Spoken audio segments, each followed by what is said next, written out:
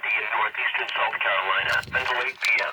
At 7:24 p.m., a severe thunderstorm capable of producing a tornado was located over Oak Grove, or 13 miles west of Dillon, moving east at 40 miles per hour. I don't know what is going on. Tornado, quarter-size hail. It is a tornado.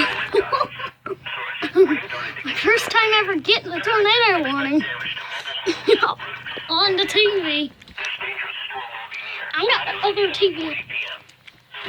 I got the other TV in there. Off. So. Include MCLELD Medical Center. Take cover now. Move to a basement or an interior room on the lowest floor of a sturdy building. Avoid windows. If you are outdoors, in a mobile home, or in a vehicle, move to the closest substantial shelter and protect yourself from flying debris. This cluster of thunderstorms is capable of producing tornadoes and widespread significant wind damage. Do not wait to see or hear the tornado. For your protection, move to an interior room on the lowest floor of a building. It's crazy. I don't even know if there is a tornado.